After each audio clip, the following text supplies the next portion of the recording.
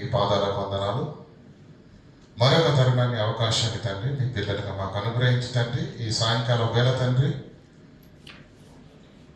మీ యొక్క కృపా కనికరం చేత తండ్రి మీ సన్నిధి మాకు అనుగ్రహించి తండ్రి, సిద్ధపడిన మనసులతో తండ్రి మాకు ఈ తరుణాన్ని ఇచ్చినందుకు వందనాలు తండ్రి.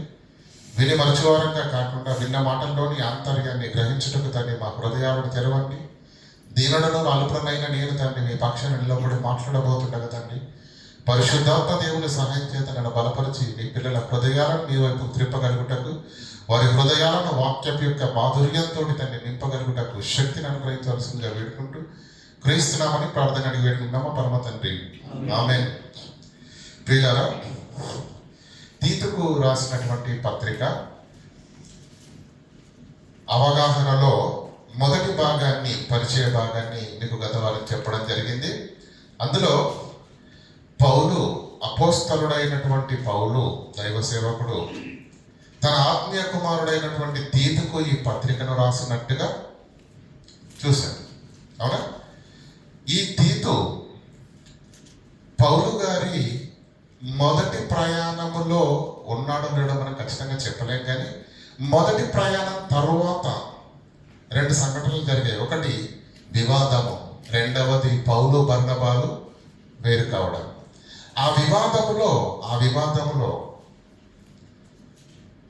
అపోస్తలుడైన పౌలు మొదటి ప్రయాణంలో తిరిగి గలతీ సంఘాలను కట్టి వాక్యాన్ని చెప్పి సంఘాలను స్థిరపరిస్తే, ఆ సంఘాలకు యూదయ నుంచి కొందరు వెళ్ళి ఏం చేశారట?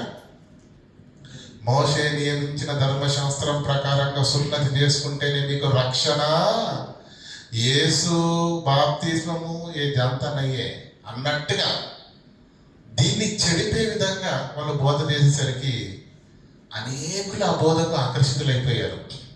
అప్పుడు వివాదం, పౌలు బర్నబా వారితో విశేషంగా వాదం పెట్టు. అక్కడ తీతు గారు ఉన్నట్టుగా మనకు కనిపిస్తుంది. అంటే పౌలు గారితో తీతు గారికి ఉన్న అనుబంధం ఉంది.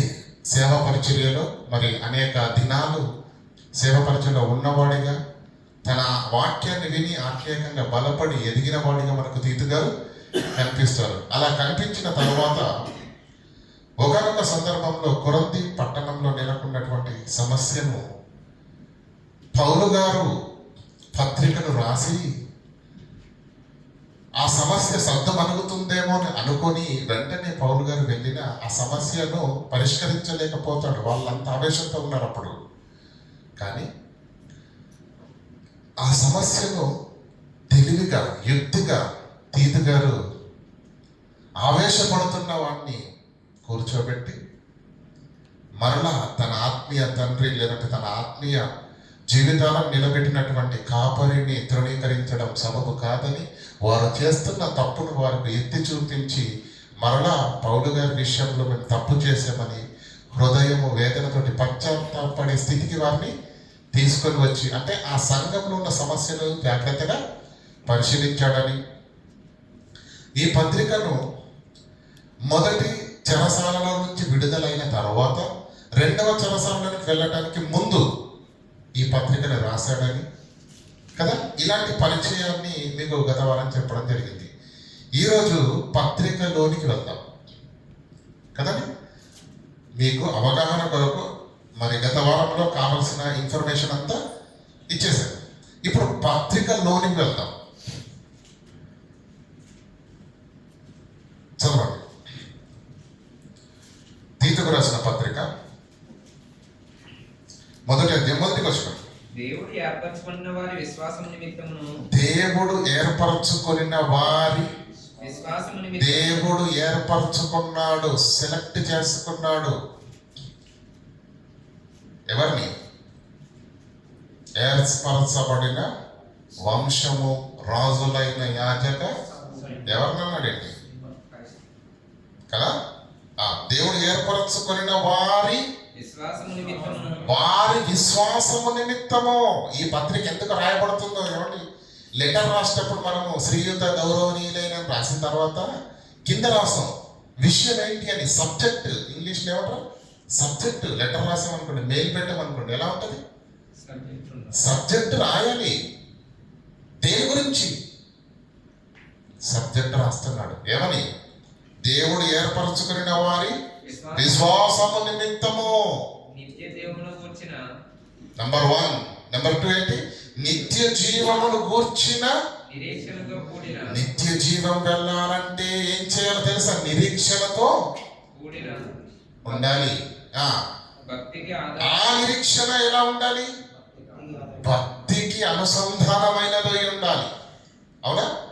నిత్య జీవము ఏమండి ప్రియులారా, ఇది సుదీర్ఘమైనటువంటి వాక్యం. వాక్యం అంటేనే ఏమంటే తెలుగులో పదాలను కలిపితే కూడా ఏమంటారు? సెంటెన్స్ అంటారు, వాక్యం అంటారు కదా. పౌలు గారు ఎప్పుడు రాసిన ప్రియులారా, ఆయన మహా భాష ప్రజ్ఞాని.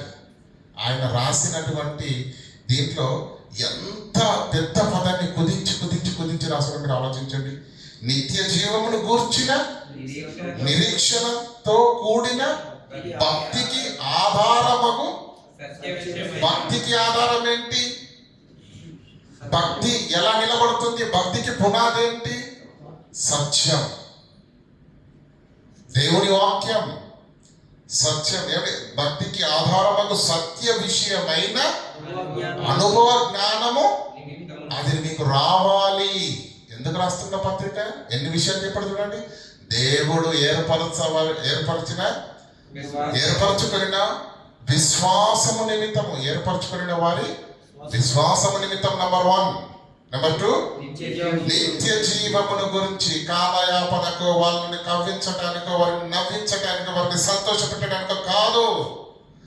నిత్య జీవమును గురించిన నిరీక్షణతో కూడిన భక్తికి ఆధారమగు సత్య విషయమైన అనుభవ జ్ఞానము నిమిత్తము దేవుని దాసుడును అపోస్తలుడైన పౌలను నేను నా నిజ కుమారుడైన తిమోతికి శుభమని చెప్పి రాస్తున్నాను. పత్రిక రాస్తున్నాను. విషయం ఏంటి? దేవుడు ఏర్పరచుకున్న వారి విశ్వాసము నిమిత్తము రాస్తున్నాడు పత్రిక. నిత్య జీవమును గూర్చిన నిరీక్షణ, ఆ నిరీక్షణలో భక్తి, ఆ భక్తిని బలపరిచే సత్య విషయమైన అనుభవ జ్ఞానము నిమిత్తం. ఇది విషయం, పత్రికలో ఉన్న విషయం. ఏమండి? ఇంకా ఆ నిత్య జీవమును అబద్ధం ఆడనేరని. ఇక ఈ పౌలు గారు ఏ విషయాన్ని బట్టి పత్రిక రాస్తున్నాడో ఆ సుదీర్ఘ సెంటెన్స్ లో మనకు క్లియర్గా చెప్పాడండి. ప్రియులారా, ఈరోజు మీరు ఒక్కసారి ఒక గంట సేపు వాక్యాన్ని విన్న తర్వాత మనకున్న ఆలోచనలన్నింటిని పక్కన పెట్టి మనస్సు పెట్టి ఆలోచించండి. క్రైస్తవ సమాజంలో ఎంతమంది నేను పరలోకం వెళ్ళాలని భక్తి చేస్తున్నారు? అసలు అదొకటి ఉందన్న సంగతి చాలా మందికి తెలియదు.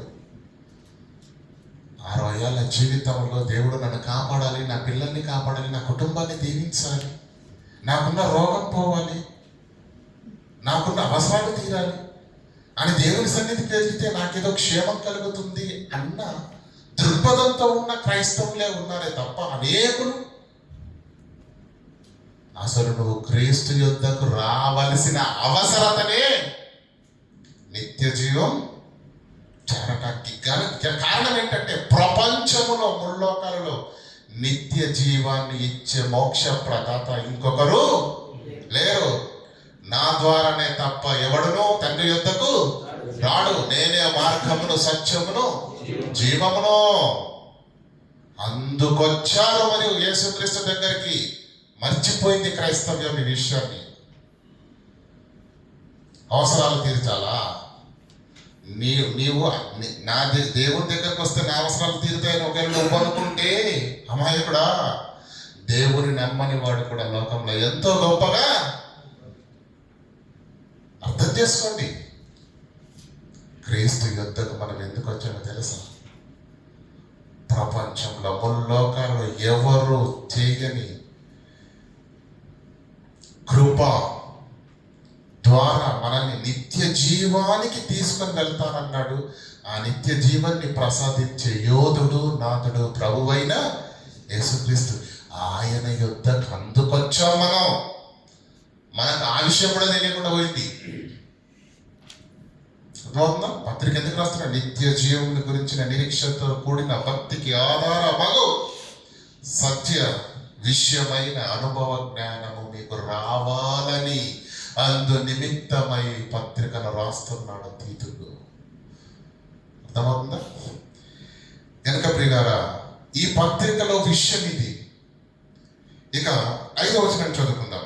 నేను నీకు ఆజ్ఞాపించిన ప్రకారము నేను నీకు ఆజ్ఞాపించిన ప్రకారం నీవు లోపముగా ఉన్న వాటిని దిద్ది. పౌలు తీతుకు ఏమని ఆజ్ఞాపించాడు? ఏదో ఆజ్ఞించాడు, ఏదో చెప్పాడు. ఏంటంటే లోపముగా ఉన్న వాటిని దిద్ది. ప్రతి పట్టణంలో క్రేతు అనేది ద్వీపం అండి, ఊరు కాదు. ద్వీపం అంటే శ్రీలంక. చుట్టూ నీరుండి మధ్యలో ప్రదేశం ఉంటే దాన్ని ఏమంటారు కదా? శ్రీలంక కూడా ద్వీపమే ఒకలాగే చూస్తే, అవునా కదా? ఊరుంది అక్కడ, పెద్ద భూభాగం, అనేక పట్టణాలు ఉన్నాయి. క్రేతు అనేది ద్వీపము, ఊరు కాదు, పట్టణం కాదు, ఒక పట్టణం కాదు, ద్వీపము. ఆ ద్వీపంలో అనేక పట్టణాలు ఉన్నాయి. కనుక పౌలు ఏమంటున్నాడు? ప్రతి పట్టణంలో పెద్దలను నియమించు నిమిత్తమే నిన్ను క్రేతులో విడిచి వచ్చి తిని. సమస్య ప్రధానంగా ఇలాంటిది ఒక సమస్య ఉన్నట్టు మనకు అర్థమవుతుంది. పెద్దలను ఎందుకు నియమించాలి? దాని అవసరత ఏంటి?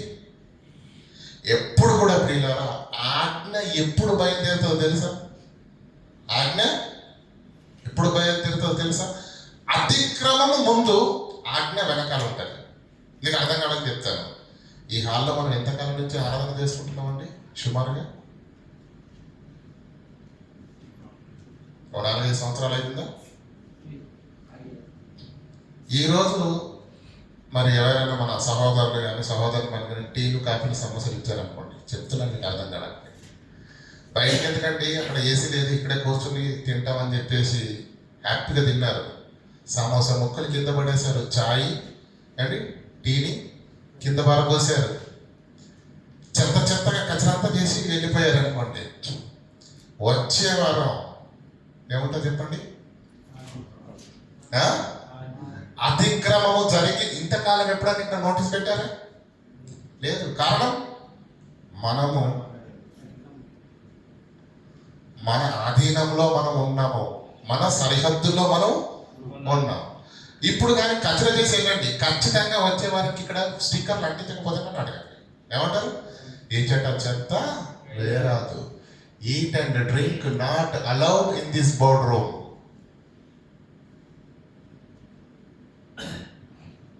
అతిక్రమము ముందు, ఆజ్ఞ తర్వాత.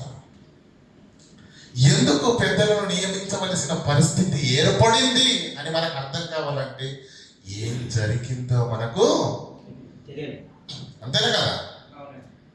కాబట్టి ప్రియులారా, బైబుల్ ఆలోచిస్తూ చదవాలి.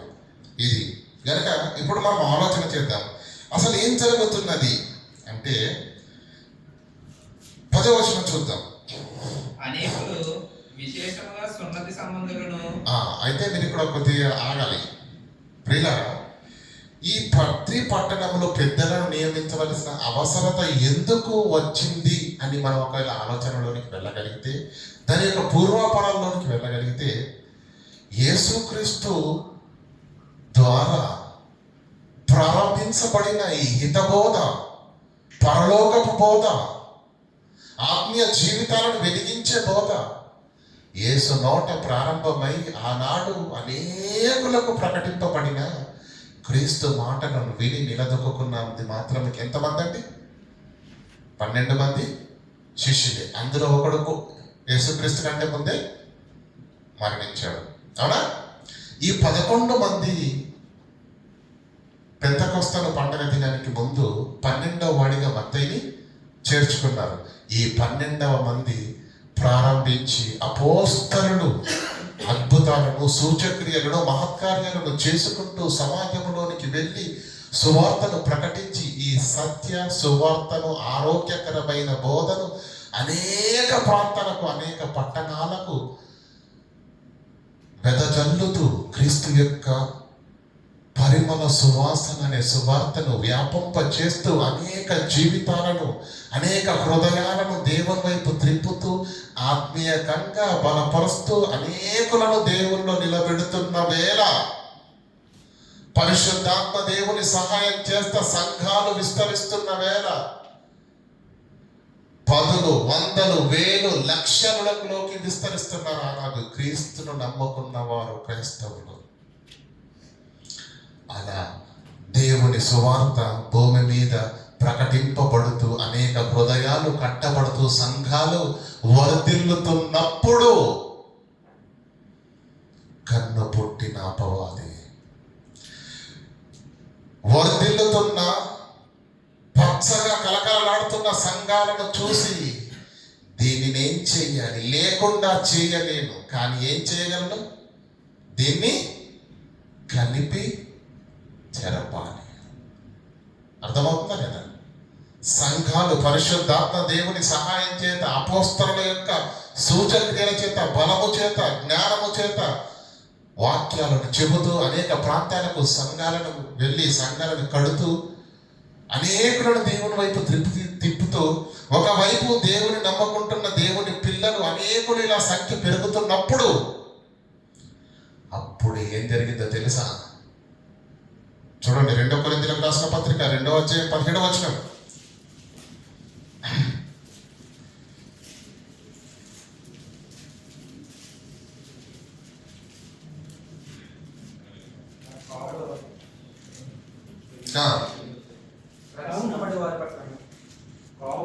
కావున ఇటు సంగతులకు చాలిన వాడెవడు? మేము దేవుని వాక్యమును కలిపి చెరిపేటి అనేకుల వలె ఉండక, అంటే దేవుని వాక్యాన్ని ప్రకటించే వాళ్ళు ఉన్నారు నంబర్ 1. నంబర్ 2, దేవుని వాక్యాన్ని కలిపి చెరిపేడి దొంగలు కూడా ఉన్నారు. దేవుని వాక్యమును కలిపి చెరిపెట్టి అనేకుల వలె ఉండక, నేను ఎలా ఉన్నాము? నిష్కపట్యము గలవారమును దేవుని వలన నియమింపబడిన వారమునై ఉండి క్రీస్తునందు దేవుని ఎదుట బోధించుచున్నాము. మనం చేసే బోధ దేవుణ్ణి మెప్పించేదిగా ఉండాలి, క్రీస్తును మెప్పించేదిగా ఉండాలి. ఎందుకంటే బైబిల్లో ఉన్నది చెప్పాలి, బైబిల్లో పరిశుద్ధాత్ముడు ధృవీకరించిన మాటలే చెప్పాలి. కానీ చాలా సందర్భాల్లో ఇంత ఇట్లా చెప్పొద్దు. ఏం చేయాలి మరి? ఇలా చెప్తే బాధపడతారు. మరి ఏం చేయాలి? వాక్యాన్ని పక్కన పెట్టి వాళ్ళను సంతోషపరిచే బోధన ఈరోజు జరుగుతున్నాయి. అలాగే అందుకే తిమోతి పత్రికలు ఏమన్నా జనులు హిత బోధను, వాళ్ళు ఎలాంటి బోధన సాగిస్తారు? వారికి అనుకూలంగా ఉంటే దానికి నీకే మా ఓటు అంటారు. అవునా?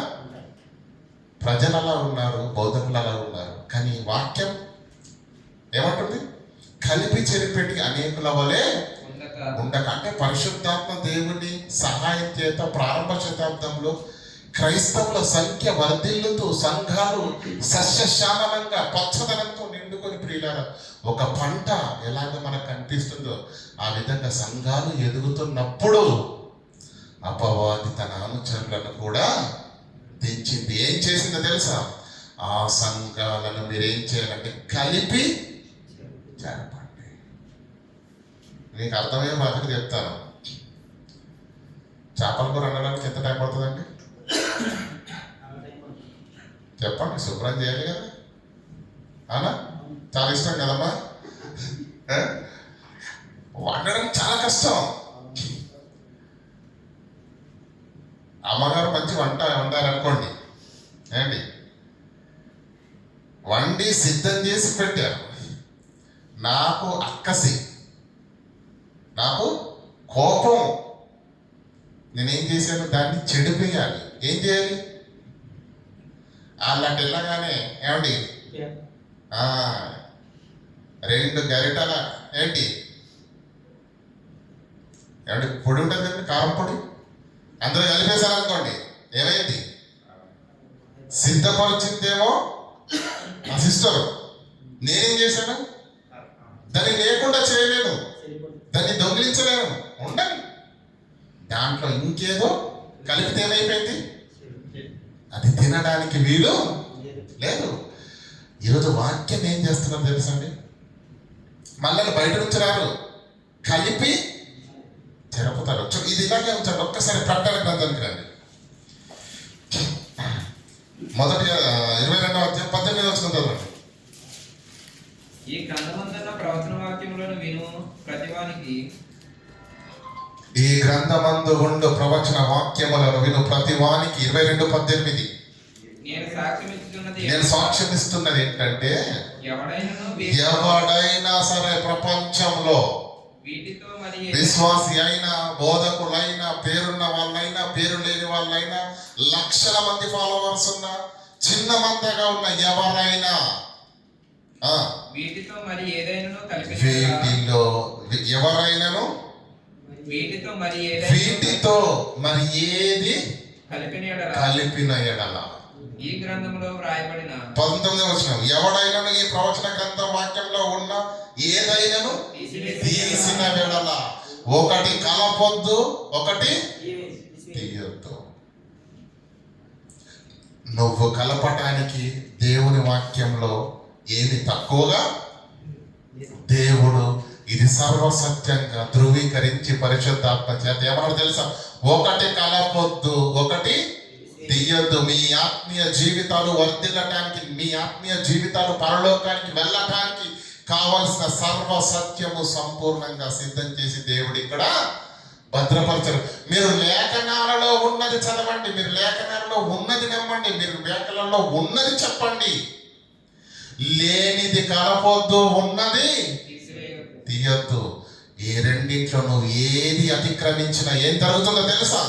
కలిపి చెడిపెట్టి వాడు అవుతావు. వాక్యాన్ని కలిపి చెరిపేవాడు అవుతావు. అర్థమవుతుందా లేదా? ప్రారంభ శతాబ్దంలో అలా కలిపి చెరిపే బోధలు ఎక్కువ. ఇప్పుడు రండి 1వ అధ్యాయము 10వ వచనానికి రండి. తీతు పత్రిక. అనేకులు విశేషముగా సున్నతి సంబంధులు ఎవరండి? సున్నతి సంబంధులు. గలతీ పత్రికలను మనం చదువుకున్నాం కదండి, చదువుకున్నామా లేదా? అసలు గలతీ ప్రాంతాల్లో ఉన్న లొల్లేంటి? క్రీస్తు సువార్తను బట్టి మిమ్మల్ని పిలిచిన వారిని విడిచిపెట్టి మీరింత త్వరగా భిన్నమైన సువార్తకు తొలగిపోతిరా అన్నాడా?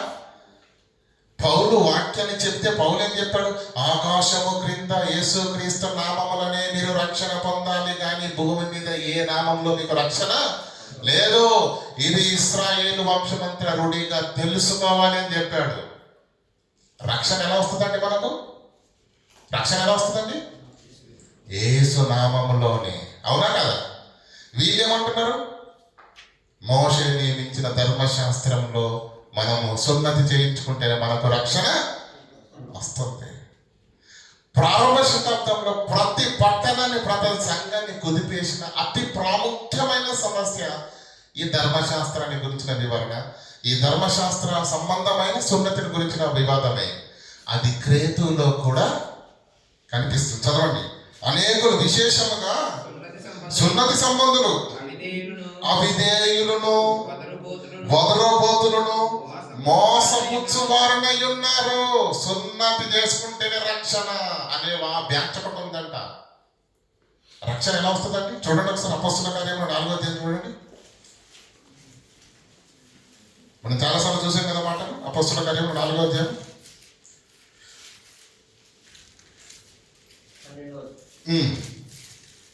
మరి ఎవరి వలనను రక్షణ కలగదు.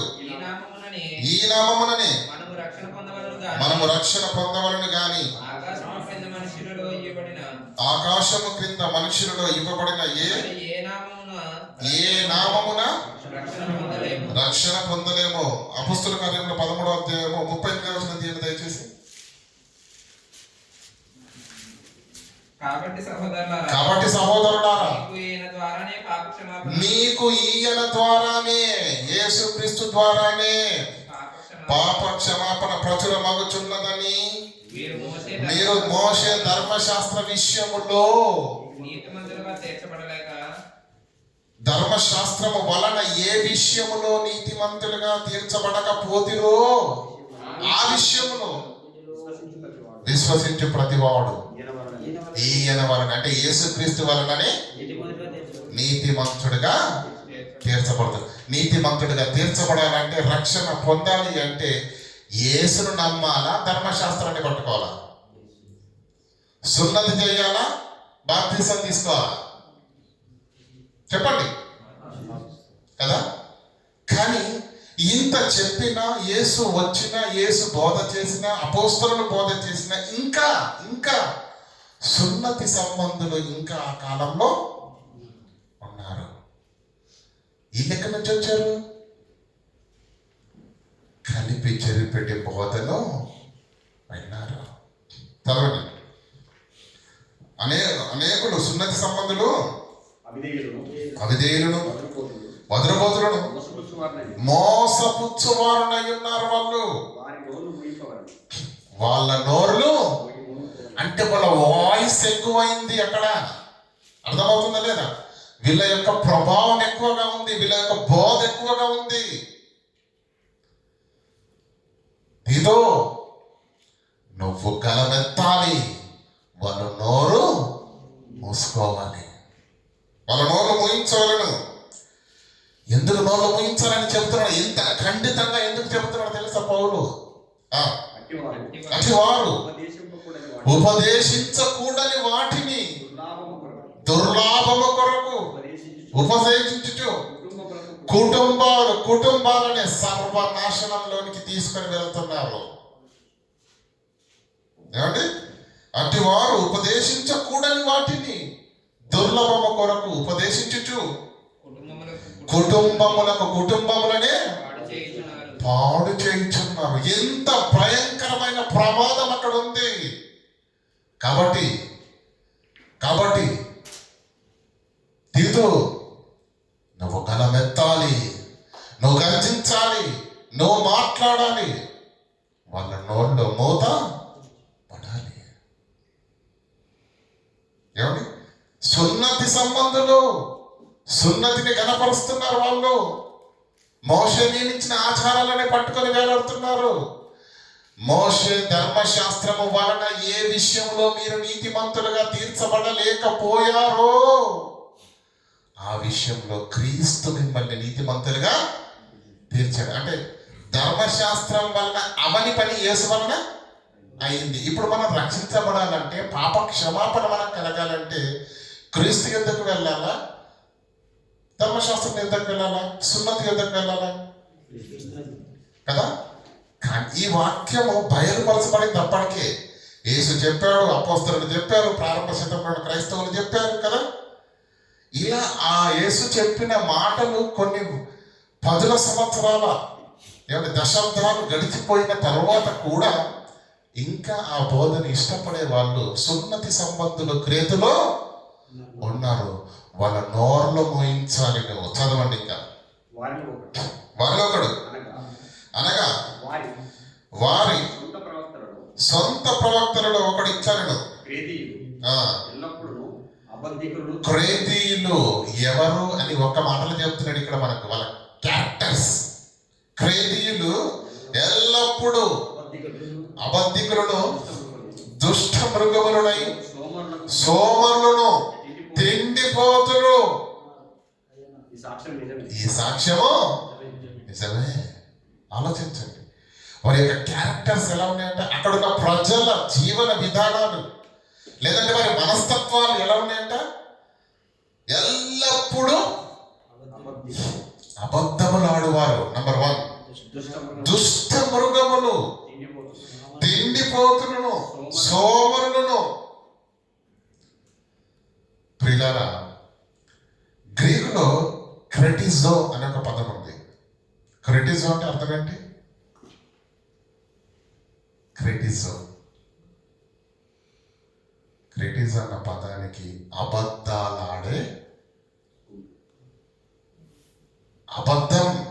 అబద్ధాలాడే గుణమున్న వాళ్ళని క్రెటిజో అంటారు. క్రెటిజో అంటే క్రేతీయుడు. అర్థమవుతుందా లేదా? క్రెటిజో అంటేనే క్రేతీయుడు అంటేనే అబద్ధములు ఆడేవాడు కదా. కనుక ఇలాంటి సాక్ష్యము సమాజంలోనికి వెళ్ళి ఒక నానుడిగా మారిపోయింది అంటే వాళ్ళ యొక్క జీవన విధానాలు, వాళ్ళ యొక్క మనస్తత్వాలు ఎలా ఉన్నాయో మీరు ఆలోచించండి. ఏమండి? 11వ వచనం చదవండి. ఈ సాక్ష్యం నిజమే. వ్యక్తుల మనస్తత్వాలు చెప్పాడు. ఏమని? వాళ్ళు అబద్ధికులు, నంబర్ 1 అబద్ధికులు, దుష్ట మృగలుడు, సోమరుడు, తిండిపోతుడు. ఇది వాళ్ళ క్యారెక్టర్, ఇది వాళ్ళ మనస్తత్వం. అయితే అక్కడికి యూదులు ఏం చేశారంటే వెళ్ళి 11వ వచనంలో చెప్తున్నాడు, ఏదో చేత వారు యూదుల కల్పనా కథలను ఎందుకు చెబుతున్నారు? కల్పనా కథలు అంటే మీకు తెలుసు కదండి, పిట్ట కథలు, కల్పించిన కథలు. ఒరిజినల్ గా జరగవు. అది ఎక్కడ జరిగినది కాదు, క్రియేషన్. వీళ్ళు పుట్టిస్తూ ఉంటారు దాన్ని. కల్పించబడిన కథ కల్పన కథ అంటే. యూదులు కల్పనా కథలను చెప్తున్నారట. వాళ్ళ బాధ ఏంటి? వాళ్ళ ప్రయాసం ఏంటంటే సత్యము నుంచి వీళ్ళను తొలగించాలి. అర్థమవుతుందా? వీళ్ళని ఏం చేయాలి? పౌలు లాంటి వాళ్ళు, అపోస్తలులు ఎంతో మంది వచ్చి ఆరోగ్యకరమైన అపోస్తలుల బోధను ప్రకటించి అనేక ఆత్మలను, సంఘాలను బలంగా కట్టి స్థిరపరిస్తే వీళ్ళందరూ సత్యంలో బలంగా ఉన్నారు. బలంగా సత్యంలో ఉన్న వారిని కదిలించాలంటే కల్పనా కథలు చూస్తున్నారు కదండి. సోషల్ మీడియాలో ఏం జరుగుతుందో మీకు తెలుసు కదా. ఏసే పేతురు వచ్చి, అయ్యా మాకు ప్రార్థన చేయడానికి రాదు నాయన, మేము ఎలా ప్రార్థన చేయాలంటే ఏమన్నా తెలుసా? కూర్చోండి, స్టార్ట్. పరలోకమందున్న, అర్థమవుతుంది కదా. యేసుక్రీస్తు మృత్యుంజయుడై తిరిగి లేచిన తర్వాత మార్త ముట్టుకోవడానికి వస్తే ఏమంటాడు యేసుక్రీస్తు?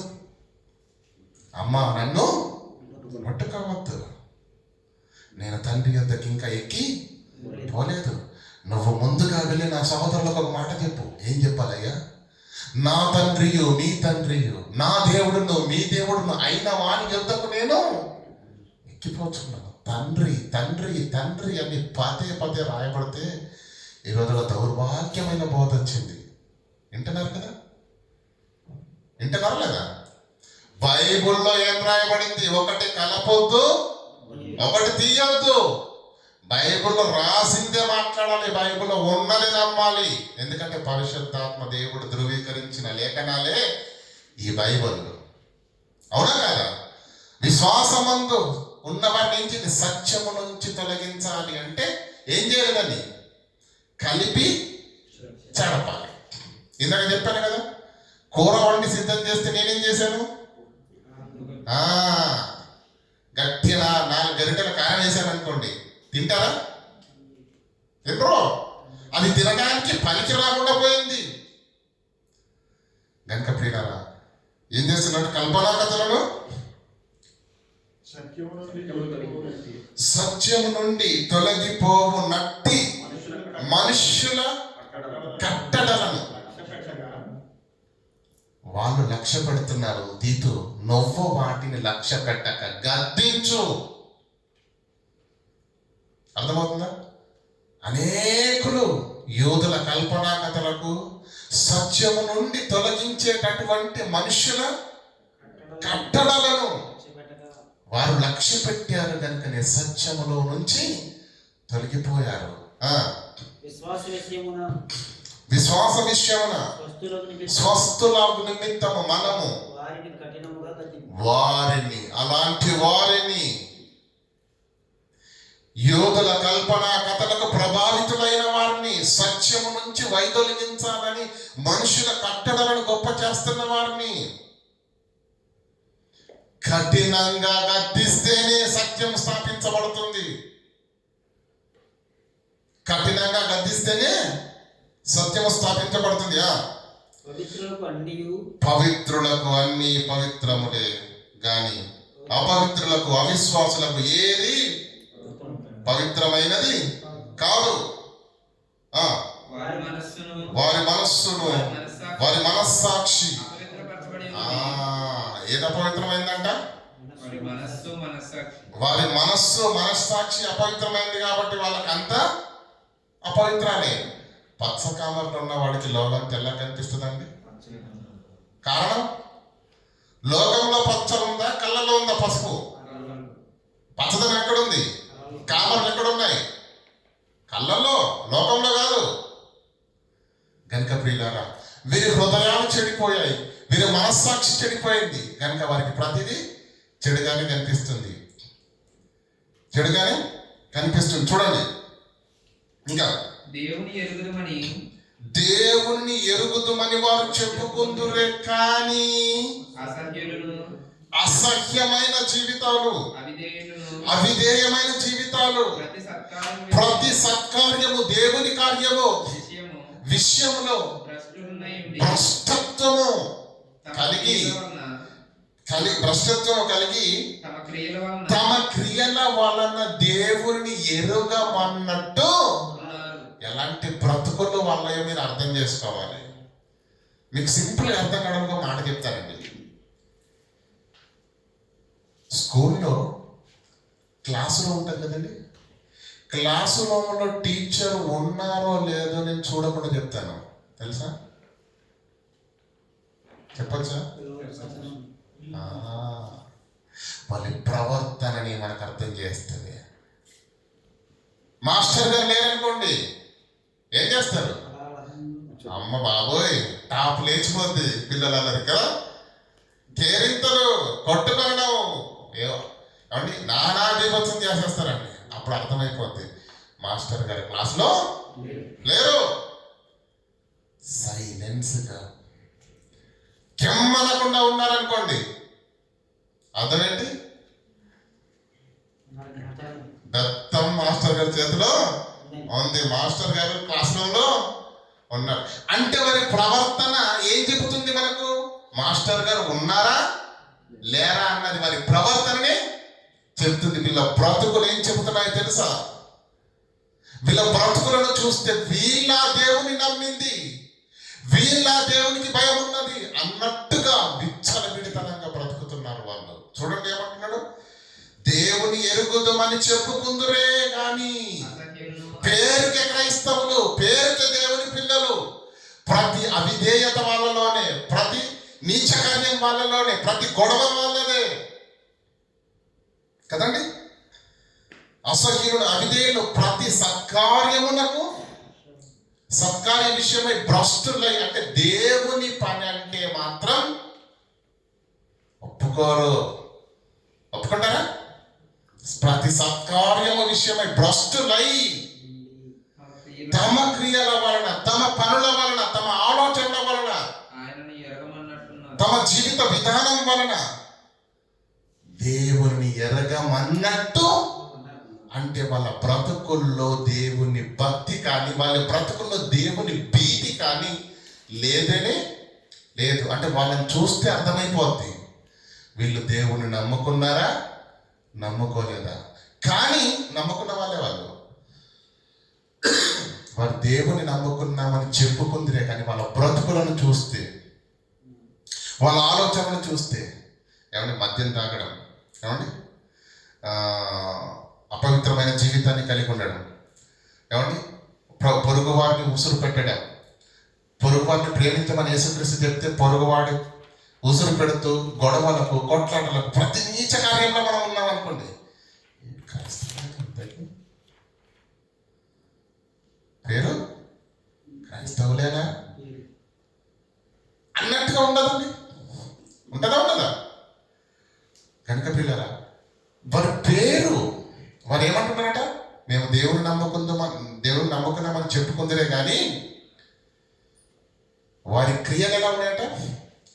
దేవుడిని ఎరగమన్నట్టుగా, అంటే లోకములో ఉన్న వారి వల్లే బ్రతుకుతున్నారే తప్ప దేవుని భయం అన్నది కానీ, దేవుని సన్నిధి అన్నది కానీ, సంఘం అన్నది కానీ, దేవుని వాక్యం అన్న భయము వారి జీవితాల్లో, వాళ్ళ క్రియల్లో కనపరిచిన వారు కాదని యథేచ్ఛగా ఇష్టపూర్వకంగా చేయవలసిన ప్రతి తప్పిదమును ఇష్టానుసారంగా చేస్తున్నారు. తమ క్రియల వలన దేవుడు ఎరగడన్నట్టుగా ఉన్నాడు. ఇలాంటి వాతావరణముతో నిండుకున్న ఆ సమాజాన్ని సరిచేయాలి అంటే తీతు ప్రతి పట్టణములో పెద్దలను నియమించాలి. క్రమము తప్పిన వారి జీవితాలు క్రమబద్ధీకరణలోకి రావాలి అంటే తీతు నువ్వు ప్రతి పట్టణంలో పెద్దలను నియమించు. క్రమంగా ఉండాలి భక్తి, క్రమంగా ఉండాలి భక్తి జీవితాలు. ఏది పడితే అది చేయడానికి వీలు లేదు. పెద్దలు ఎందుకండి? గదించడానికి, సరిచేయడానికి, క్రమాన్ని చూపించడానికి, మార్గాన్ని చూపించడానికి, ఆజ్ఞలను తయారు చేయడానికి, అలా కదా. పెద్దలకు ఏమంటే మన ఇంటికాడ కూడా ఉంటారు కదండి పెద్దలు. కుల పెద్దలందరూ కలిసి ఒక అడ్డబెట్ట పెట్టారనుకోండి, అవుద్దా? బయటికి వెళ్ళగలవా? కష్టం కదా. కనుక సంఘంలో పెద్దలను నియమించుటకే నిన్ను క్రీతులో విడిచివచ్చుతుంది. కారణం ఏంటంటే అనేకులు యోధుల కల్పన కథల వలన, ఏమండి, మనుషుల యొక్క కట్టడల వలన అనేకులను సత్యములో నుంచి తొలగించాలని అనేక మాటలు చెప్పారు. అవిధేయులు, వదరబోతులను, ఏమండి, మోసపుచ్చుపారనే ఉన్నారు. వారు కుటుంబాలనే సర్వనాశనము చేస్తున్నారు. కనుక ఎలాంటి అలజడి క్రేతులలో అనేక పట్టణాల్లో ఉన్నది కనుక తీతు ప్రతి పట్టణంలో నువ్వు పెద్దలను నియమించు. అలా సత్యములో ఉన్న వారిని కలవరపరిచే, కలిపి చెరిపే బోధలు చేస్తున్న వారి నోరు నువ్వు మోయించాలి. అలాంటి వారిని విశ్వాసము వలన స్వస్థలకు నిమిత్తం వారిని కఠినముగా గద్దింపు. కనికరించేదే లేదు, కఠినంగా గద్దించుము. కనుక కారణం ఏంటంటే ప్రియులారా, దేవుణ్ణి పిల్లలని చెప్పుకుంటున్నారే కానీ వాళ్ళ బ్రతుకులను బట్టి ఎలా ఉన్నారట?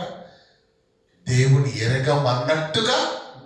అంటే ప్రతి అవిధేయత అక్కడే ఉంది, ప్రతి అవినీతి అక్కడే ఉంది, లంచం అక్కడే ఉంది, దొంగతనం అక్కడే ఉంది, వ్యభిచారం అక్కడే ఉంది. ప్రతి విధమైన దుష్ట కార్యములు వారి మధ్యలో జరుగుతున్నవి.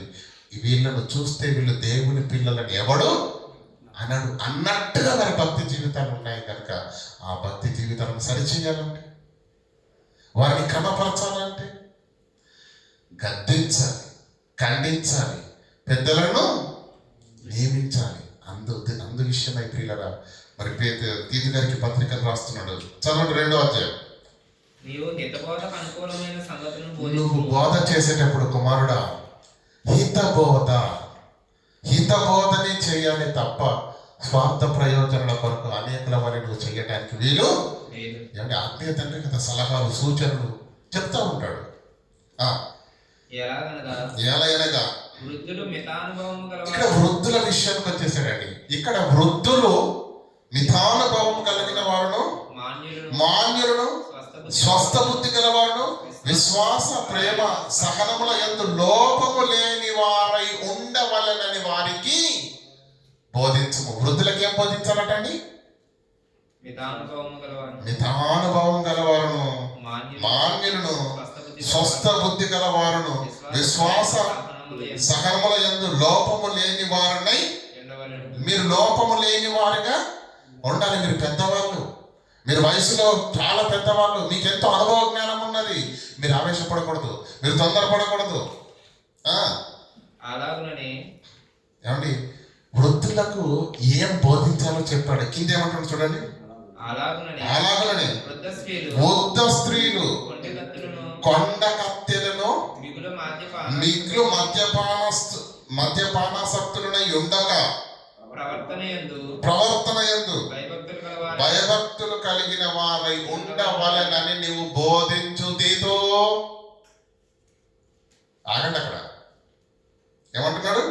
వృద్ధ స్త్రీలు కొండగత్తెలు కాకుండా ఉండాలట. అంటే వృద్ధ స్త్రీలు ఏం చేస్తారు? స్త్రీలు ఏం చేస్తారండి ముఖ్యంగా ఇంటి దగ్గర?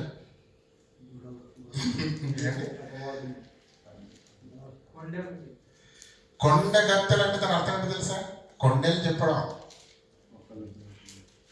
స్త్రీలారా, కొండేలు చాడీలు చెప్పడం. దీని వల్ల కుటుంబాలే సర్వనాశనం అయిపోతున్నాయి. కుటుంబాలే సర్వనాశనం అయిపోయి. అది ఎంత ప్రమాదమో చెప్తాను చూడండి. పాము తెలుసు కదా? పాము ఏం చేస్తుందండి? బుస కొడుతుంది కదా? అదెంత ప్రమాదం. పడగ ఎత్తి బుసలు కొట్టే పాము కన్నా చెవుల్లో మాట్లాడే గుసగుసలే భయంకరమైన ప్రమాదకరమైన ప్రియులారా.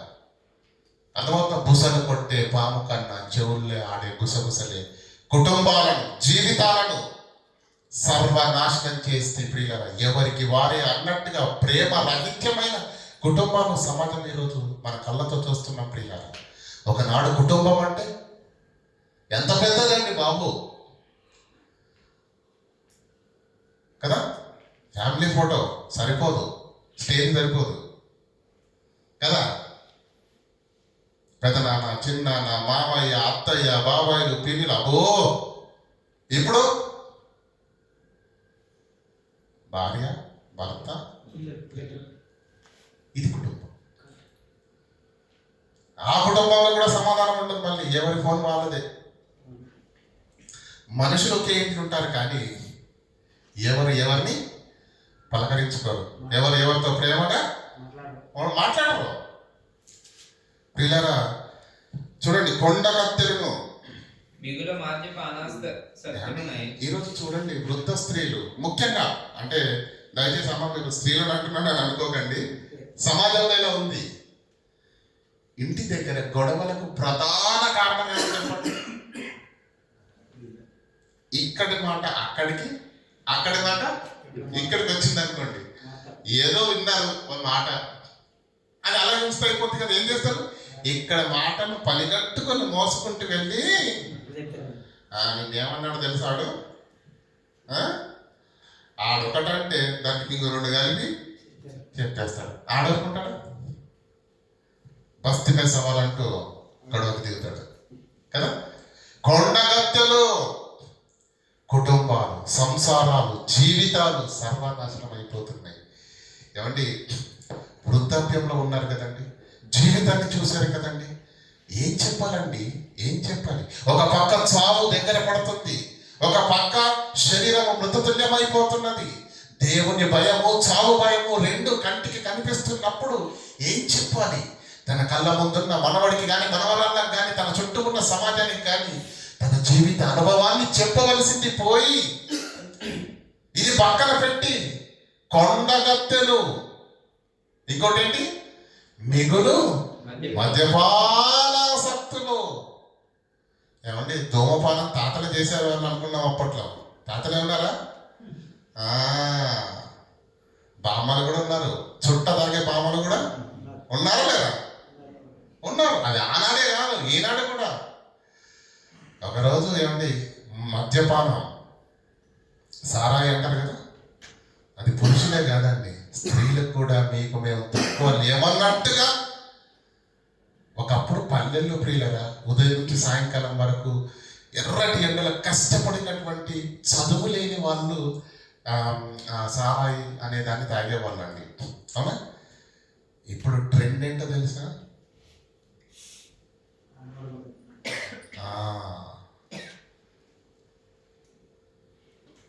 తెలుగు రాష్ట్రాలలో అన్నిటికంటే మెగా బడ్జెట్ ఏంటనుకుంటున్నారు ప్రభుత్వానికి వచ్చేది? వైన్స్, మద్యం నుండి వచ్చేదే భారీ బడ్జెట్. ఎవరు తాగుతున్నారేంటి? అందరూ మంచి కూర్చోలే, ఎవరు తాగుతున్నారు? అర్థమవుతుందా?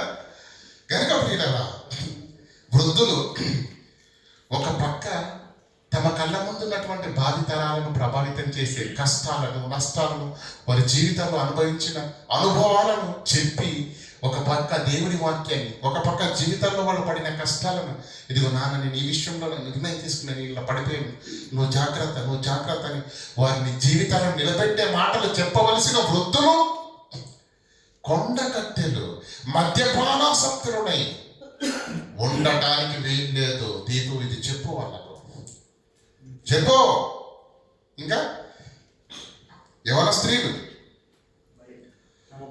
తమ భర్తలకు లోబడి ఉండి శిశువులుగా ప్రేమించేవారు, భర్తలకు లోబడి ఉండి శిశువులను ప్రేమించువారనై ఉండాలి. ప్రియులారా, కుటుంబము మీరు మొదటి తిమోతి పత్రికలో కూడా ఇదే మాట్లాడాడు కదా. వృద్ధుల గురించి మాట్లాడు, యవన స్త్రీల గురించి మాట్లాడు, యవనస్తుల గురించి మాట్లాడు కదా. ఎందుకు అంటే ప్రియులారా, పౌలు గారి యొక్క ప్రధానమైనటువంటి ఆలోచన ఏంటంటే ప్రియులారా, సంఘము ఏమంటే సమాజము మెరుగైన మంచి సమాజాన్ని నిర్మించాలంటే సంఘము నిర్మించబడాలంటే కుటుంబము నిర్మించబడాలి. ఆ కుటుంబం నిర్మించబడాలి అంటే జీవితాలు నిర్మించబడాలి. ప్రియులారా, ఒక కుటుంబానికి యజమాని ఎలాంటి కూడా తెలుసండి? పిల్లర్. కోలం అంటాం కదా మనం, పిల్లర్ కదా. ఇప్పుడు ఇప్పుడు మన బ్రిడ్జిలు ఉంటాయి కదండి, బ్రిడ్జిలు ఆ పక్కన ఈ పక్కన ఉండి మధ్యలో పెద్దలో అయింది అనుకోండి, నడవడానికి వీలు లేకుండా, అప్పుడు ఏం చేస్తారు? బ్రిడ్జ్ చేస్తారు. అవునా? ఆ బ్రిడ్జి పైన వెళుతున్న వాళ్ళకి ఏం కనిపిస్తుంది? తారు రోడ్డే కనిపిస్తుంది. మన కిందే ఉంది, ఎలా ఉంది? అది అవసరమా? అవసరం లేదా? దానికి ఆధారమే అది. దాన్ని కొడితే బ్రిడ్జ్ ఉంటారా? కుటుంబానికి యజమాని పిల్లర్ లాంటి వాడు. వాణ్ణి కొడితే కుటుంబం సర్వనాశనం. అది అపవాదికి బాగా తెలుసు. అందుకే కుటుంబ యజమానులను ఎక్కడికి దొరికిందో తెలుసు. అది సారకొట్టుకు దొరికింది ఆడే. కుటుంబాన్ని గురించి ఆలోచించకు, పిల్లల భవిష్యత్తు గురించి ఆలోచించకు, భార్య గురించి ఆలోచించకు, వాళ్ళ అవసరాల గురించి ఆలోచించకు. వెళ్ళు, పొద్దున్న నుంచి సాయంకాలం వరకు ఎక్కడుండు? సారా కొట్టులో. కుటుంబం సర్వనాశనం కావాలంటే ప్రియులరా, యజమాని ఒక్కడు చెడిపోతే చాలు. యజమాని సరిగ్గా ఉంటే ప్రియులరా, యజమానురాలకు మరొక కష్టము రాదు కదా. యజమానుడిగా, పురుషుడిగా నువ్వు బలంగా, నువ్వు స్థిరంగా ఉంటే కుటుంబము మరో దారిలోనికి వెళ్ళటానికి వీలు ఉండదు. యజమానులుగా ఎందుకంటే కుటుంబం నిర్మించబడాలి. పౌలు గారి యొక్క ఉద్దేశం అది. ఒక యజమానిగా నీ పాత్ర, యజమానురాలుగా నీ పాత్ర, తల్లిదండ్రులుగా మీరు, పిల్లలుగా మీరందరూ మీ పాత్రలు క్రీస్తు యొక్క శిక్షలో, బోధలో మీ జీవితాలను వెళ్ళబుచ్చుకుంటే ఒక అద్భుతమైన ఆత్మీయ కుటుంబము తయారవుతుంది. అలాంటి ఆత్మీయ కుటుంబాల సమ్మేళనమే ఆత్మీయ సంఘము. ఆ సంఘమే సమాజాన్ని ప్రభావితము చేయగలుగుతుంది. కానీ కుటుంబాలలో ఎలా ఉన్నారటండి? కొండ కత్తెలు. దానివల్ల ఎవరు బాగుపడతారు చెప్పండి? రక్త సంబంధాలు, బంధుత్వాలు సర్వనాశనం అయిపోతున్నాయి ఈ మాటల వల్ల. ఏమండి? యవన స్త్రీలు తమ భర్తలకు లోబడి ఉండి ఇప్పుడు స్త్రీల గురించి మనం మాట్లాడకంటే ముందు పురుషుల గురించి మనం మాట్లాడదాం. స్త్రీలగా అటువలనే స్వస్థ బుద్ధి గలవారై ఉండవాలని యవన పురుషులను హెచ్చరించు. ఒకసారి ఎఫెసీలకు రాసిన పత్రిక తెలియదు దయచేసి. ఎఫెసీలకు రాసిన పత్రిక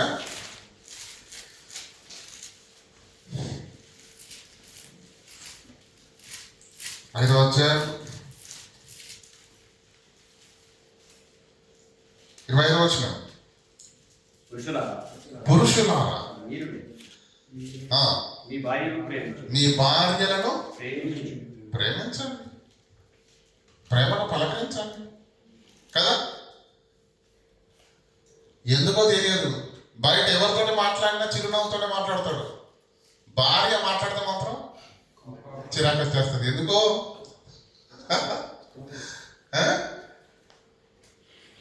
పురుషులారా మీ భార్యను ప్రేమించండి, ప్రేమను ఇవ్వండి, సమయాన్ని ఇవ్వండి, అవసరాలకు డబ్బులు ఇవ్వండి. తన కుటుంబాన్ని కాదనుకొని ఒక్కటిగా నీ దగ్గరకు వచ్చింది. తల్లిని, తండ్రిని, అన్నదమ్ములను, అక్క చెల్లెలను విడిచిపెట్టి వచ్చింది కనుక వారందరి ప్రేమ నువ్వు ఇవ్వాల్సిన బాధ్యత నీకుంది. నువ్వేం చేయాలి? ఒక ఈ కుటుంబ యజమానిగా, పురుషునిగా నువ్వేం చేయాలి? నీ భార్యను నీవు ప్రేమించాలి.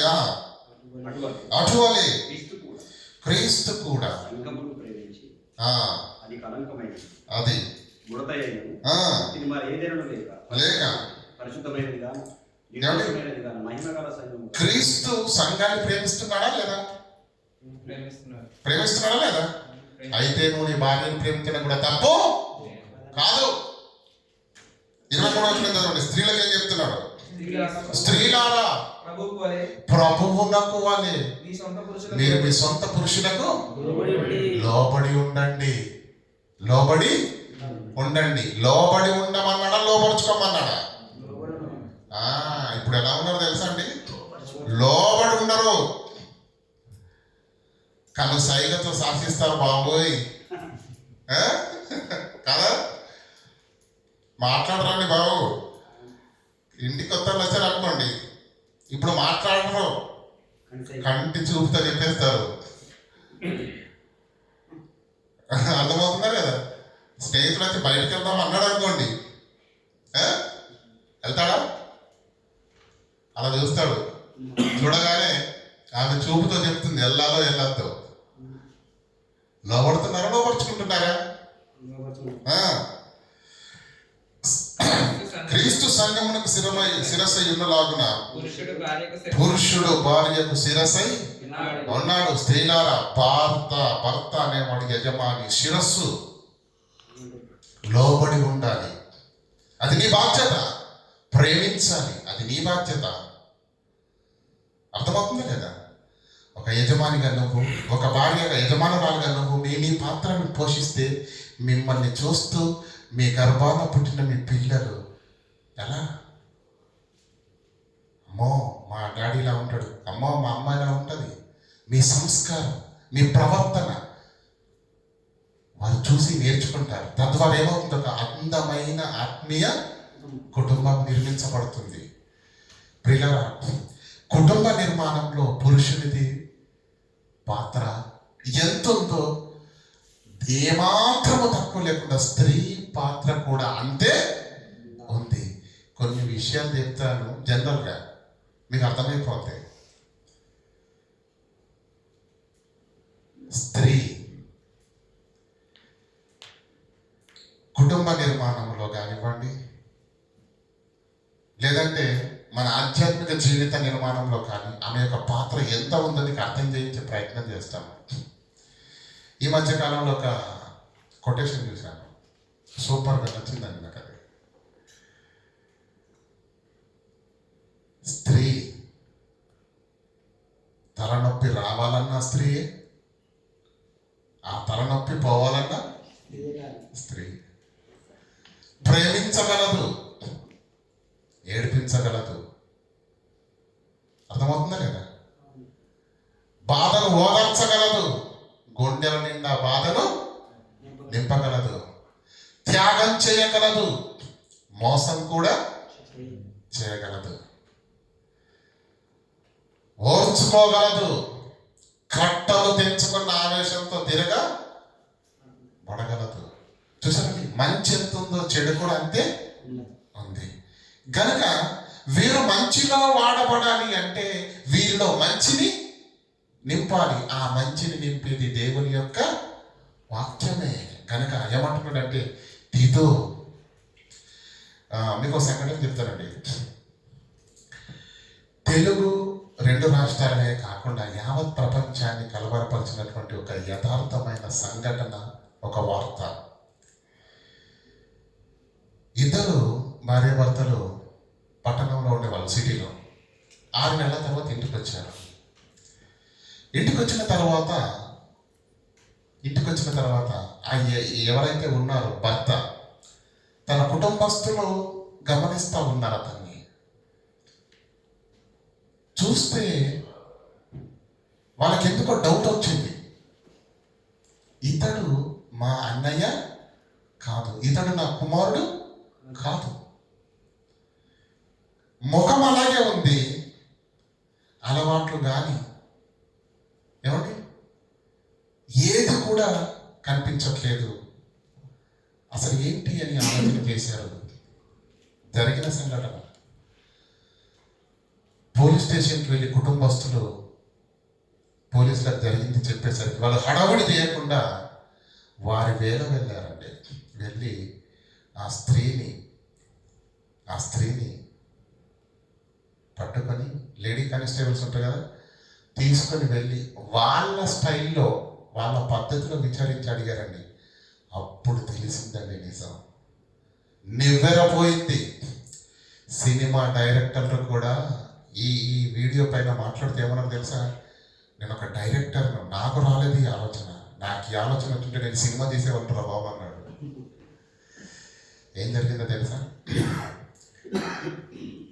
ఒక స్త్రీ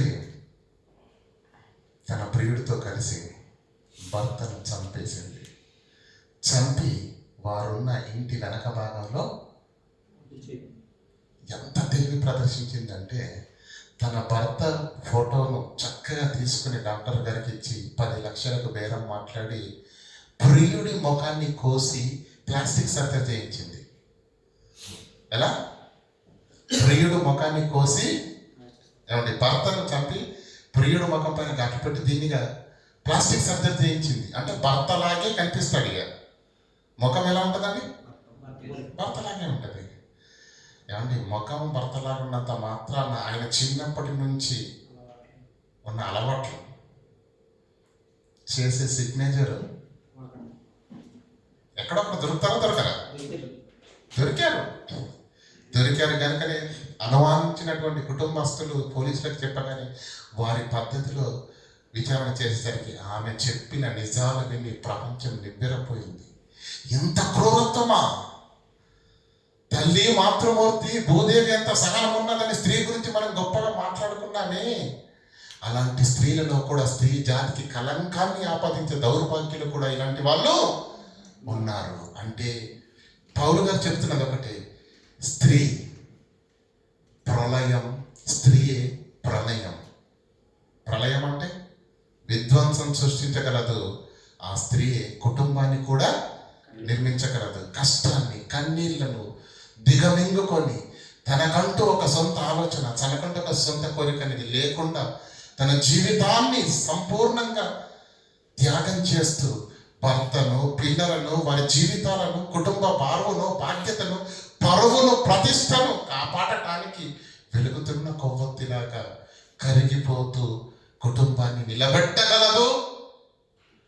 అదే సమయంలో కుటుంబాన్ని సర్వనాశనం కూడా అంత బలమైనటువంటి స్త్రీ మంచిలో ఉండాలి, మంచే చెయ్యాలి, కుటుంబాలను నిర్మించే స్థితిలో ఉండాలంటే ఆమెలో ఏముండాలి? మంచే ఉండాలి. ఆ మంచి ఎలా వస్తుంది? అలా మంచి ఎలా వస్తుంది? అందుకే తీతికి చెప్తున్నాడు, యవ్వన స్త్రీలను చదవండి. యవ్వన స్త్రీలకు వాక్యం చెప్పు ఏంటంటే తమ భర్తలకు లోబడి ఉండాలి. ఎందుకంటే స్త్రీలు క్రీస్తునకు వలె మీరు లోబడి ఉండాలి. పురుషులు క్రీస్తుకు లోబడినట్టుగానే స్త్రీ కూడా ప్రభువునకు వలె మీ సొంత పురుషులకు లోబడి ఉండాలి అని వాక్యం చెబుతుంది. మీరు వాక్యాన్ని ధిక్కరించకూడదమ్మా. వారి యవ్వన కాలంలో ఉన్న వాళ్ళు ఎంత క్షేమకరమో అంత ప్రమాదాన్ని సృష్టించే స్థితి కూడా ఉన్నది. కనుక వారిలో వాక్యాన్ని నింపండి, మంచిని నింపండి, సత్యాన్ని నింపండి, దేవుని భయాన్ని నింపండి, భక్తిని నింపండి. అప్పుడు కుటుంబాలు కట్టబడతాయి. అప్పుడు యజమాని కట్టబడతాడు, యజమానురాలు కట్టబడుతుంది, పిల్లలు కట్టబడతారు. కట్టబడతారు, కుటుంబాలు కట్టబడతాయి, సంఘం కట్టబడుతుంది, తద్వారా సమాజము మారుతుంది. కనుక ఆ స్త్రీలను ఏమంటుండండి, యవన స్త్రీలు తమ భర్తలు లోబడి ఉండాలి, తమ భర్తలకు శిశువులుగా చూసుకుంటూ ప్రేమను పంచాలి, స్వస్థ బుద్ధి కలిగిన వారై ఉండాలి, పవిత్రులుగా ఉండాలి, ఇంట ఉండి పని చేసుకోవాలి, మంచివారై ఉండి మంచి ఉపదేశం చేయవారై. ఇంకా ఏ స్థితిలో ఉండాలంటే స్త్రీలు ఉపదేశము చేసే స్థితిలో ఉండాలి. కుటుంబాన్ని కట్టాలంటే స్త్రీ పాత్ర ప్రధానమని చెప్పాను. స్త్రీకి వాక్యం వచ్చింది అనుకోండి, పిల్లలకు చక్కగా వాక్యం చెప్పగలుగుతారు. పురుషుడు కుటుంబాన్ని పోషించడం కొరకు పొద్దు నుంచి సాయంకాలం వరకు అక్కడ వెళ్తాడు. పురుషుడుకున్న స్త్రీకున్నంత సమయం పురుషుడికి ఉండదు. పిల్లలతో కానీ కుటుంబంతో గడపలేడు. కనుక వారు ఏ స్థితిలో ఉండాలి, మంచి వారు, పవిత్రులను, స్వస్థ బుద్ధి గల వారిపై ఉండి మంచి ఉపదేశం చేసే స్థితిలో వాళ్ళు ఉండాలి. అటువంటి పురుషులకు కూడా చెప్పాడు, స్వస్థ బుద్ధి గల వారై ఉండవలనని యవన పురుషులకు హెచ్చరించుము. వాడు మనలను గురించి చెడు మాట ఏదో చెప్పనేరక సిగ్గుపడినట్లు అన్నిటియందు నిన్ను నీవే సత్కార్యములకు విషయమై మాదిరిగా కనపరుచుకోము. సత్కార్యం చెయ్యాలి, మంచి పనులు చెయ్యాలి, అది సమాజానికి చూపించాలి, మన పిల్లలకు చూపించాలి.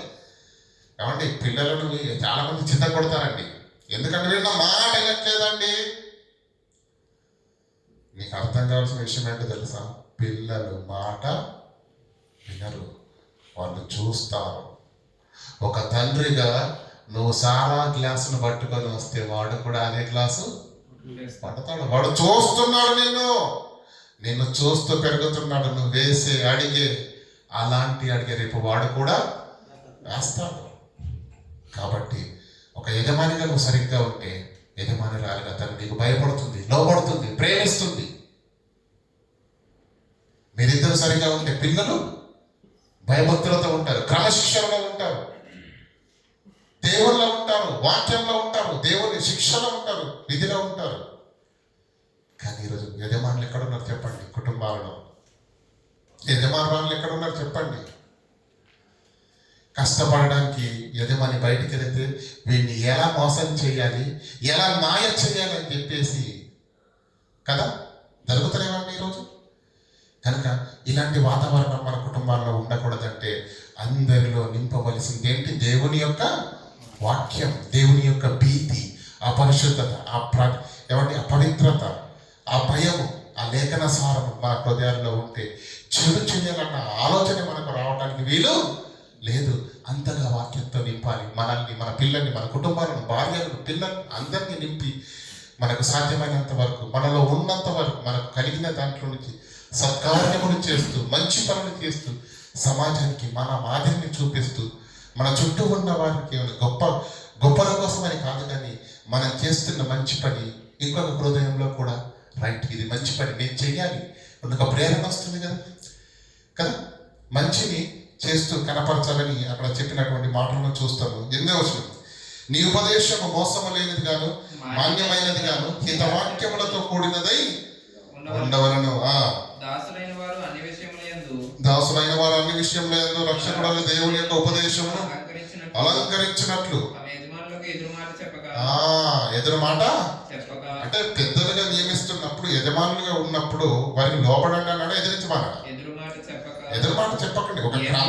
ఒక క్రమబద్ధీకరణలో ఉండాలి పిల్లలు. ఎదురు మాట్లాడితే ఏమైతుంది? జగడం అవుతుంది. జగడం అయితే వాదం అయిపోతుంది. వాదం అయితే అది వివాదంగా మారుతుంది.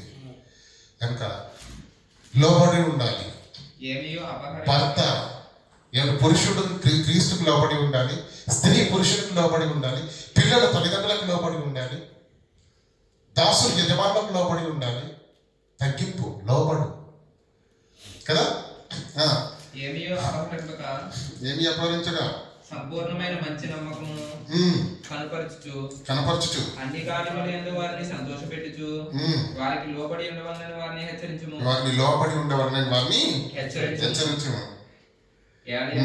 చదవండి, అది 11వ వచనం, 2వ అధ్యాయం 11వ వచనం. ఎలాగైనా సమస్త మనుషులకు రక్షణకరమైన దేవుని కృప ప్రత్యక్షమైనప్పుడు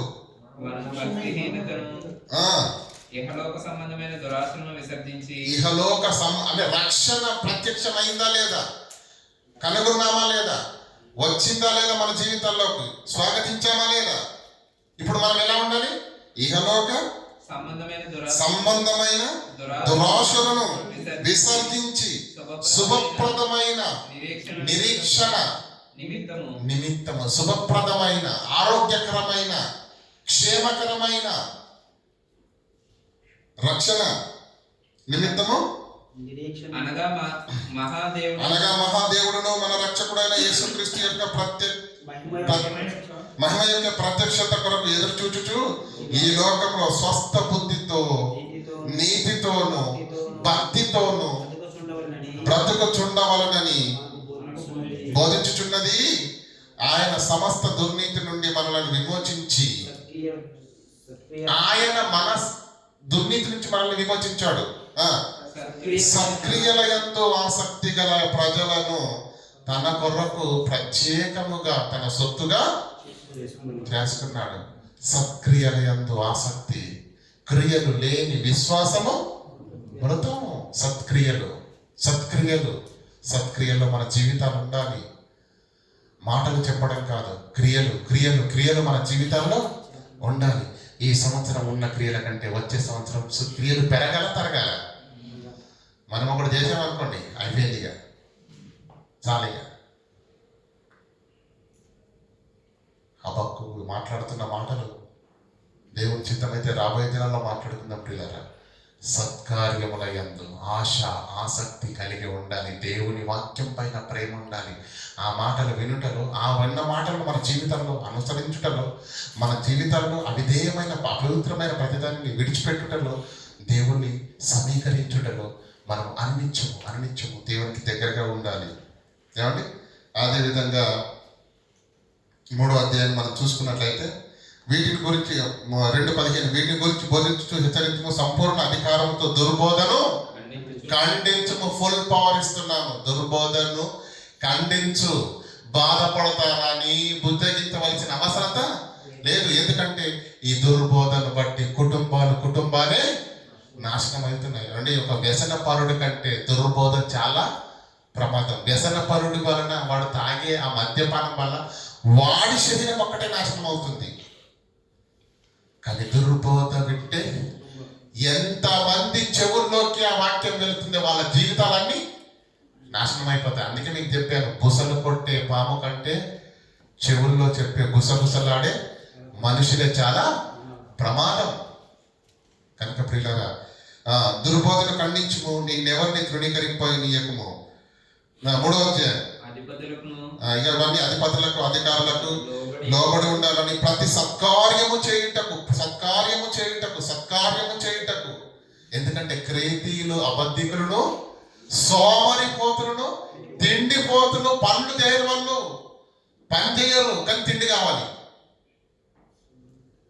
సోమరిపోతులు పని చేయరు కానీ తిండి మాత్రం బాగా తింటారు. అందుకేమంటున్నాడు? సత్కార్యాలు ఎన్నిసార్లు మాట్లాడుతున్నా చూడండి. ప్రతి సత్కార్యము చేయుటకు సిద్ధపడి ఉండవలెననియు మనుషులందరి ఎడల సంపూర్ణమైన సాత్వికమును కనపరచుచు. అంటే పిల్లల, ఎప్పుడైతే మనం యేసు దగ్గరికి వచ్చామో, బాప్తిసం తీసుకున్నామో, మాదిరికరమైన క్రియాఫలమైన జీవితాన్ని కలిగి ఉండాలి తప్ప నామకార్థంగా బ్రతకడం వల్ల నీకు ఉపయోగం లేదు, దేవునికి ఉపయోగం లేదు అనే మాటను ఈ 3వ అధ్యాయంలో రాస్తాడు. ఒకసారి 8వ వచనం చూడండి. 3:8 ఈ మాట నమ్మదగినది, దేవుని యందు విశ్వాసించు వారును సత్క్రియలను చెత్తగా చేయుట యందు మనసుంచున్నట్లు నువ్వు ఈ సంగతుల గురించి దృఢంగా చెప్పుచుండవాలని కోరుచున్నాను. 14వ వచనం చదవండి. మనవారు, క్రైస్తవులు, విశ్వాసులు, దేవుని సంఘము నిష్ఫలులు కాకుండా నిమిత్తము అవసరమును బట్టి సమయోచితముగా, అవసరాన్ని బట్టి సమయోచితముగా సత్క్రియలను చెందగా చేయుటకు నేర్చుకోండి. అది అవలంబించండి. 30 ఏళ్ళ విశ్వాస జీవితం ఉంది కానీ క్రియలు చేసిన భక్తి మనది కాదు. మనము నిష్ఫలం అవుతాము క్రియలు లేకపోతే. ఏంటి మారామని మాటలు చెప్తే కాదు, ఏమన్నాడు? మారు మనసుకు తగిన ఫలము క్రియలో ఫలించండి, కష్టాన్ని చూపించండి, దేవునికి ప్రయాసపడండి. అర్థమవుతుందా లేదా?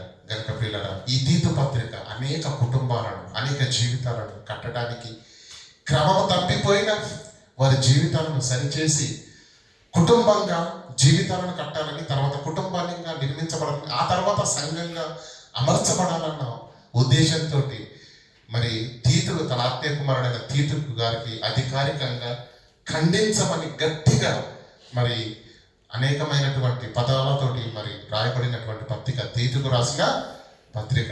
పరిచయ భాగం గత వారం వింటారు. పత్రికలోని వివరణ, దాని యొక్క విషయం ఏంటో మీకు అర్థమైంది. దేవుడు ఏర్పరచును కొరిన వారి నిమిత్తము నిత్య జీవమును కొరకైన నిరీక్షణతో కూడిన భక్తికి ఆధారమైన సత్యానుభవం నిమిత్తము మీకు ఈ లేఖను రాస్తున్నారు. అది లోపించింది, అందుకే సరి చేయడానికి, ఖండించడానికి మరి రాసినటువంటి పత్రిక, తీతుకు రాసిన పత్రిక. చదవండి. ఈ రెండు భాగాలు విన్న తర్వాత పత్రికను చదవండి, అర్థం చేసుకోండి. 1-2 సార్లు వినండి. వాక్యం కదా, మనిషి మాటలు కాదు కదా. కొంచెం కష్టపడండి, ఖచ్చితంగా మీకు వాక్యం అర్థమవుతుంది. ఓకేనా? మరి ఈ మాటలు దేవుడు మన ఇంట్లో ఫలింపజేయను గాక ప్రార్థన చేసుకుందాం. కనికరంగల దేవ, కృపోన్నతుడైన మా తండ్రి, తీతు పత్రికలోని తండ్రి ముగింపు భాగాన్ని తండ్రి మాట్లాడుకోవడానికి తండ్రి మీరు కృపనిచ్చినందుకు వందనాలు దేవ. కుడికి కానీ ఎడమకి కానీ తొలగిపోకుండా తండ్రి సత్యవాక్యమందు తండ్రి మా హృదయాలను స్థిరపరుచుకొని తండ్రి ఉపదేశించబడిన ప్రతి ఉపదేశములకు తండ్రి కొట్టుకొని పోయే పొట్టువని మేము ఉండకుండా మీరిచ్చిన 66 పుస్తకాలను తండ్రి పఠిస్తూ ధ్యానిస్తూ లేఖనముల యందు పట్టు కలిగి తండ్రి ఈ లోకంలో ఆరోగ్యకరమైన బోధేదో, మమ్మల్ని కలిపి చెరిపే బోధేదో స్పష్టంగా మేము గుర్తెరుగుటకు తండ్రి మా మనోనేతలను వెలిగించండి, మా హృదయాలను సిద్ధపరచండి తండ్రి. చక్కని మాటల చేత మమ్మల్ని బలపరిచినందుకు మీ పాదాలకు వందనాలు తెలియజేయచ్చు. విన్న మీ పిల్లల్ని దీవించండి, ఆశీర్వదించండి. వారిని, వారి కుటుంబాలను తండ్రి మీ చేతులకు అప్పగిస్తున్నారు తండ్రి. వారి ఉద్యోగాలను దీవించండి తండ్రి. ఫలవంతమైన జీవితంగా తండ్రి వారు మీ పిల్లల యొక్క జీవితాలను మనసవలసిందిగా వేడుకుంటూ క్రీస్తునామని ప్రార్థన పెట్టుకుంటాం మా పరమ తండ్రి. ఆమేన్.